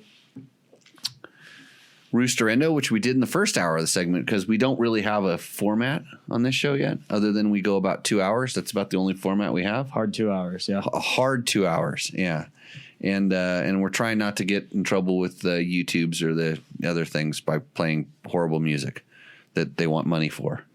Yep. We'll figure it out. Okay, next question. All right, so this was from one of the rider opinions on the 250 XC shootout. Dane Henrich. Interesting that he puts the gas first, even though he had complaints about it, but the Yamaha second with hardly any issue raised. So was Marshall Stewart, who was one of our test riders in that comparison, he races a gas. Mm-hmm. Do we know whether he gets us any support from them or any help or... I don't know if he actually gets support directly from them. Yeah. So, I mean, it's funny because this is stuff when I was in charge of comparisons and shootouts, I was using riders that I knew were sponsored riders by a certain company to ride all of the bikes because they gave me good opinions. Mm-hmm. And so everybody's opinion is unique, and they as long as they can explain why, or a little bit, kind of give you a little bit why and background, then it tends to be a valid opinion. So and how they rank things, and this is why I always had problems with like doing quote shootouts and picking winners. And a lot of times we just had, we were literally forced. We had to pick a winner. It was just the way the shootout worked. Mm-hmm. So we'd pick a winner and then just, okay, here. Go ahead. This bike won, and it was somehow collectively we decided that it would win, and then there was the rest of them, because the last place bike could be the best bike for you if you would actually take the time to read through the editorialized descriptions of the bikes and read the opinions of the test riders. And so maybe Marshall says something that speaks to you. Maybe, and I don't specifically remember him, but maybe he's a larger rider, and that just made the suspension work better, and or he liked a certain kind of power characteristic that the gas had and the Yamaha didn't. And that's why we bother to put up opinions, is to show that there's some different opinions. And just because he says it's first and second, I don't think that and it didn't make the gas win by him saying it was first. I know that because the Yamaha was the one that won. Right. Yamaha supports this show a little bit. Just a wee bit. Yeah, but that is, and I don't think anybody would even disagree with this, that as far as 250Fs go, that Yamaha has a big advantage just in the engine department. And I'm not kidding anybody when I say that. So, okay. So yeah, that's, I knew my test riders, and I know Trevor does as well. And I think Trevor trusts the guys that he's using, and they're giving him good feedback, or maybe they're just meat-sickles that want to come ride free dirt bikes, and hopefully Trevor gives them a power bar at the end of the day. Mm-hmm. I don't know how it works. I didn't get a power bar. You didn't get a power bar? Well, I'll beat on Trevor for that. He's just trying to sell Trevor has a really sweet Yamaha YZ250, a 2021 for sale. If you're interested, email Trevor at dirtbiketest.com, and he may even throw in a clutch lever on that rig. Hey, my Husaberg for sale has a clutch lever. Oh, yeah. Both of the guys that work for me, here's how it works around here. They're getting paid so much they have to sell their motorcycles so they can afford doing whatever they're doing. So, okay, next question. All right, so this was from your video on Instagram that's stating when you should change your oil. So the user's name is Honda 450 RL. Okay. People are way too stressed about this. Let me pass on my grandfather's teachings and no more stress. When checking your oil from your dipstick to your finger, follow this always. If the oil is clear with no grit, you're good. If grit, change your oil. If the oil is black, you truly don't deserve to own a motorcycle nor a car. That's sage advice. That all makes pretty good sense. Mm-hmm. Grit. Yeah, if no grit, you're good. If there's grit, don't just change your oil. If there's grit, it's deeper. It's farther down there, and that's what I kind of wanted to show that. This was a drain plug that I pulled out of KTM, magnetic drain plug. Pull it out.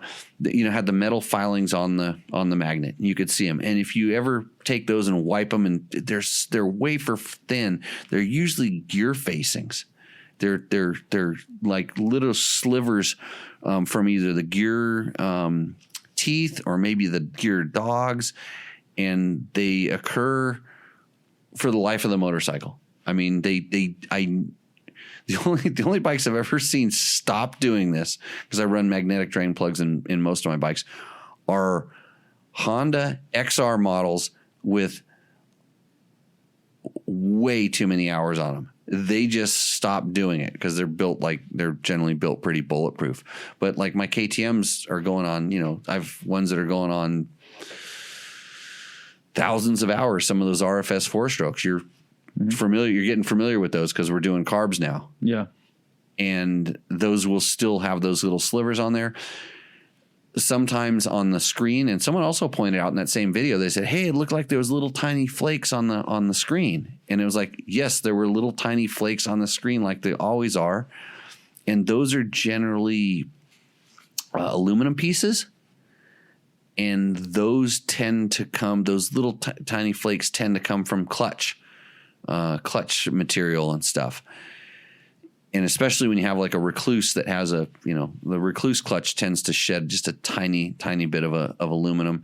And I don't know where else the aluminum might come from, other things. But, sometimes you'll see gasket material or silicone that might even have been there for a long time and it might have finally just fatigued and broke off.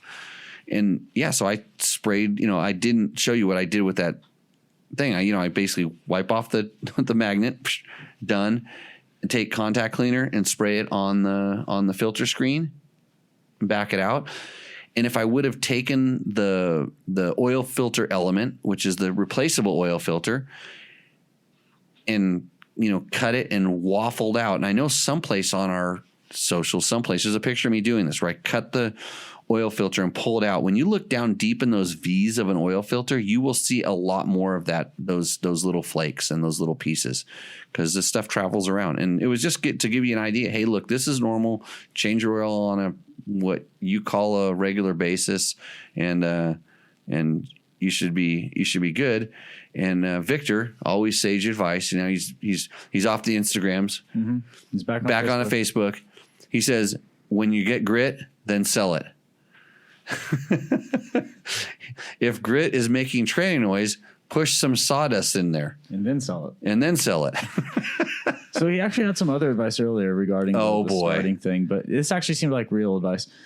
I let my bike stored for 11 months, but I cleaned my gas, turned this bike on, shut the gas off, let it run until it dies. I spray a lot of WD-40 through the fuel hose, and that is it. When I go back, I turn the fuel on, drain some gas out of the carb, and it starts right away.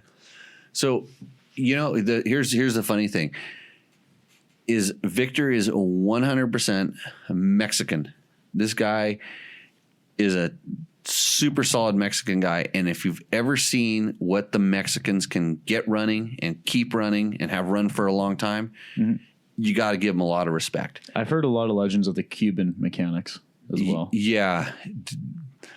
The Mexi guys, the African guys were on a kind of a different level, a whole different level when I was down in especially kind of like West Africa. It was crazy. But their stuff was just complete. It was a matter of survival, where the Mexican mechanics seem to, I want to say they still have a certain amount of performance in their tune. Yeah. I mean, there's got to be something said for the culture that decided to drive with the headlights off because it saved power or gave them better gas mileage, right? Bob, remember this? Yeah, Bob was asleep, but it's okay. Mexicans driving with their headlights off. Yeah. When it's dark. Yeah. Is that to save power or more energy? Oh, I think they're insane. Oh, they were just insane. Oh, I was just giving them compliments, and now you just said they're insane. But anyways, so there's got to be some merit to squirting some WD-40. I'm thinking about it, although WD-40, how does it do on rubber? It doesn't. I don't know. I mean, it definitely doesn't corrode. Like, if you put it on stuff, it tends not to corrode. And it displaces, WD stands for water displacing. I heard it was water displacing, and it was their 40th formula. That's what I heard, and maybe it's rumor mill. But so that would keep the moisture out of it. The stuff doesn't, if it does dry out, it tends to not corrode too much. Well, So it leaves a film, it leaves, yeah, it definitely would leave a film. but you don't want to depend on it. Yeah, I just wonder what it does to rubber. Don't know either. So I have to try it. So It's more of a lubricant than... Victor says he has proof, and I'm not doubting him because he has a group of, he has some bikes down in Mexico, and he runs them once a year, and I see photos. He's always riding. What do you got down there? WD-40 doesn't harm rubber, says Mark Daniels. So Chris Reel would let us know for sure. Yeah, if he was here. What just pops into my head is it's more of a lubricant than a cleaner, right? So it wouldn't be so corrosive on the rubber. No, it's a water displacement. It's a water displacing stuff. That's what Like So on chains. I think when we talk, so I was trying to remember what I used to put grips. For a while, I was putting grips on with something that was slippery. Cleaner. No, it was something like WD, but it wasn't WD. What the heck? Because it would vulcanize the grip it was slippery, but if you put it on and left it there, It will weld itself. it would literally weld itself there. And I don't think it was WD-40, but it was really counterintuitive. Doesn't And hairspray do that? yeah, hairspray can do that a little bit too, but it was something that you wouldn't think. And it's almost something like WD-40, but it wasn't WD-40. I don't know. I have to. It'll come to me just like the HPI ignition. So XR600, CR250, and a Harley Sportster, all tuned with WD-40 carburetor cleaning stuff. So yeah, and Victor says it does nothing to the rubber as well. So good on you guys. I learned something tonight. So yep, Todd Kelly, WD does not degrade rubber. It's been proven by 3 of our very valuable listeners in the chat room. Right. Now we just need someone on Grindr to confirm it. Then None of which are professional lubrication engineers. Well, that's why the guys on Grindr will help you out. So next question. Okay, so from Slago ADV Superlight, on the same oil change video, for my 450L every 600 miles or sooner, HP4 every time, 32 plus thousand issue free miles, 92% of those miles off road. Oil is inexpensive, blown motors are expensive. So Sluggo ADV Superlight, your 450L is designed, I think, to go 100,000 kilometers. Like I think that's the Honda durability standard. It's up there pretty high. So you've got some mileage left, probably halfway through before I would even consider worrying about it. was that also on the Instagram video for the oil thing? Yeah. 92% of those, it's got it calculated out. That's right. Blown motors. You could put any decent oil in there. 1030, 1040. Isn't that how we started the show? Yeah. So what was, I forgot, were you pro or anti Rotella, or were you kind of indifferent? Mostly pro, but I was actually more pro a different brand, based on some little bit of information I saw on some oil tests that somebody had done that I respected. So, but yeah, I mean, people were running a lot of the Rotellas and the Delvacs and Delos and the 1540 diesel oils. Yeah. I'm not 100. I mean, I'm not an oil engineer. Chris, I think we talked about it with Chris on the show we need to get Chris back in here. And then he'll say, just put oil in it. Yeah. And just, like we were talking at the start of the show, it's the same thing. It's like, if you're actually trying to get like an advantage based on the oil you're running, there's probably 10 other things you could do that be a little bit easier. But if, it's like it's like helmets or something like that. It's like, do what you can afford and do it properly. And I think that's best. WD-40 was developed during Vietnam by U.S. Navy SEALs to clean their, I think he ran out of typing, but They're we. That was it. Hit the enter too soon. Yes, Bob, raising the hand. So when the late Dave Chase. Right. Dave Chase. 13 years ago Saturday. Right. When they were doing the original development on the KX250 for motocross and supercross. Right. The KX250 4-stroke. Right. At Pro Circuit. Yeah. What the one big thing they learned is it didn't really matter what kind or quality of oil they ran. It's how often they changed it. The kind or quality of oil didn't matter, as how often they changed it. Yeah, that was the big driver, or the big discriminator. Yeah, that sounds like pretty good advice. I have a lot of high mileage vehicles, and I'm change oil regularly. I don't want to say religiously. I don't want to say too often, because I feel bad when I do it too often. And here's the cheapskate in me: when I change oil too often and it comes out nice and clean, if Nate doesn't get a hold of it, my good buddy Nate doesn't get a hold of it, it turns into chainsaw bar oil. Oh, yeah, because that's just dripping on the ground essentially. So works out. So Matt, is that it for our? That was it for the submitted questions. Submitted questions. Submitted questions and commented questions. So, Chad, if you have any questions, now is the time. I had a question for you. You did? I did, but I didn't write it down. It's Tuesday. TUESDAY. If you were curious. Yeah. It had something to do with something important. Something important. It had something to do with like bike maintenance, right? Because this is something I'm trying to get better at because I'm tired of the. Carson Brown posted a video on Instagram of the DG YZ80. That was the one bike I wanted when I was a kid. Mm-hmm. And I need to talk to him about that. I need a DG. Somebody gave me a cylinder head for one, and they said, "We know you're motivated. You'll build the bike underneath this thing."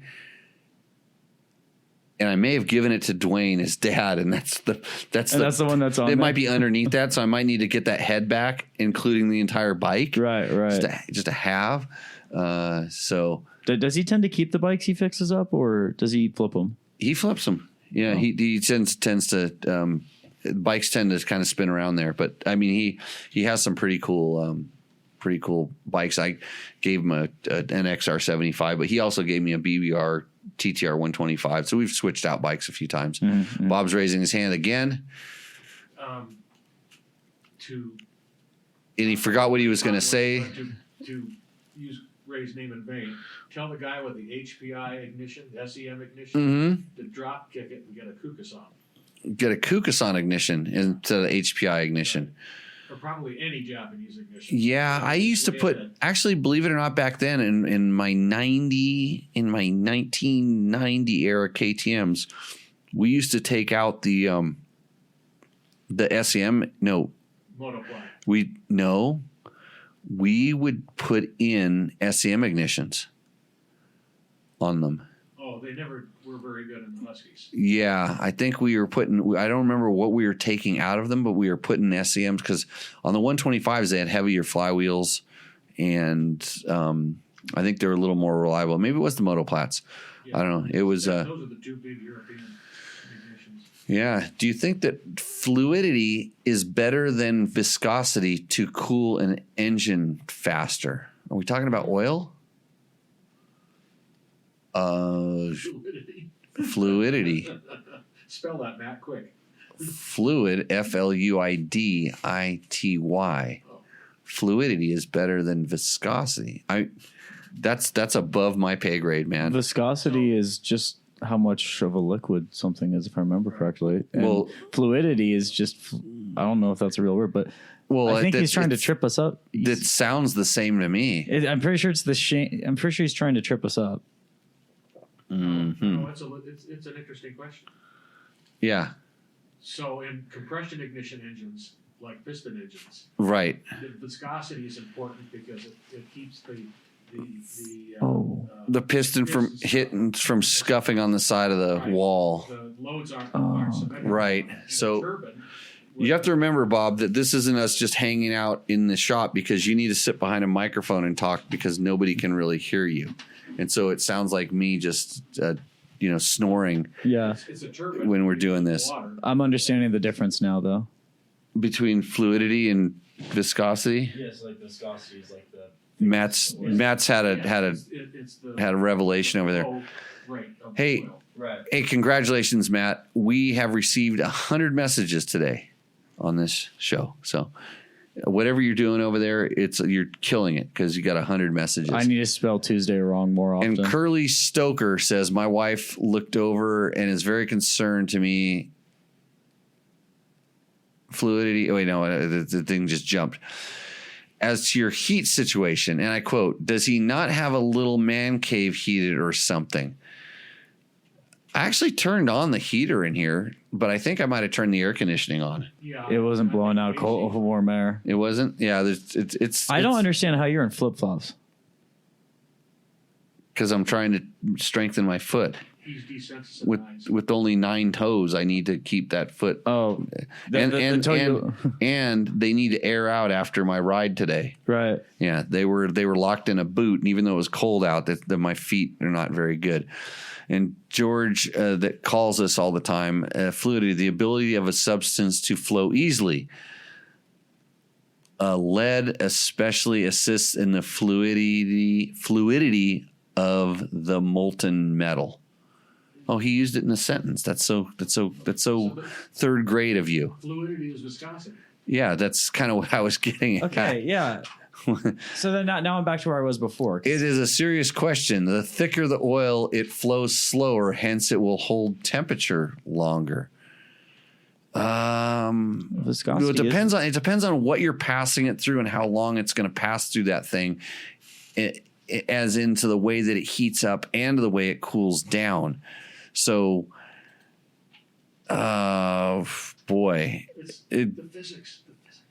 I just found the formula for viscosity. oh, so now we're looking at formulas and stuff. Well, it's not that bad. It's just basic algebra. I mean, It's 852, and I'm about ready to have my head explode because all you need to calculate is fluidity equals the something of a funny shaped letter A with a U and a U over and a Y. What does U stand for? So this U or Y? So that had The magnitude of force. It was the sheer something. Are we talking about cross-sectional. kilograms or milligrams, or what are we working in? Well, we are working in scientific units, so it's probably going to be grams. Here we go. Rate of shear deformation is this ratio right here. This is your coefficient. Put that. Go. You want to do something productive? Put that formula in the chat. Yeah. Every camera. And the good thing is that I know that it's impossible to put those things in the chat. That's why I have him doing it. Well, you can't put mu in, but I'll put u in. Yeah, go ahead and make that. a fraction in the chat too. Oh, that's easy. I'm just going to put that in parentheses. Oh, We have boy. that multiplied by. Oh, here's a problem. So How many motorcycle and motorcycle product related people are concerned with your formula right now? Many. So I'm going to use capital A, capital U in place of mu, but then we have, we'll multiply that by U over Y. And there we go. Yeah, you just got us at least 800 listeners. Look at that. So good. Yeah. Good. Now we know what fluidity is. It's up there on the chat room. Yes, Yeah, 'cause Bob, I you're can't put it raising mute, both of but- your hands now. Higher viscosity oil requires more energy to move it. Right. Therefore, more heat is imparted to the higher viscosity oil because of the more energy required. I don't agree with that take either. I think, That's the physics. that's the physics, but it's all a bunch of, it's just put the recommended oil in the recommended amount in your recommended motorcycle. And then we don't need to talk about this anymore. Oh, actually, the unit for this is Pascal second. This is a waste of time. It's not Matt, correct. you start Tech Talk Physics Tuesday or whatever the hell you want to call it. Hey, I've been missing my physics classes lately. I don't know why. Yeah. Well, don't show them how you work on carburetors. Bob They've seen my calc. answered it right. Victor says he can. Can you hear Bob? Yeah. How loud do you have this thing, and what does your wife think of that? That's the real important problem. So, well, everybody, I think we're going to wrap this show up. It's about time. The viscosity is the viscosity of the show has gone off the deep end at this point. Hey, Victor's having a good time. I'd really like to thank Ricky Brabec for literally sticking around a little bit extra. It was really cool of him to do this. Yeah, he was tired, and he's got a big day tomorrow as well. Plus a lot of pre-Dakar rally stuff going on. So awesome of him to show up.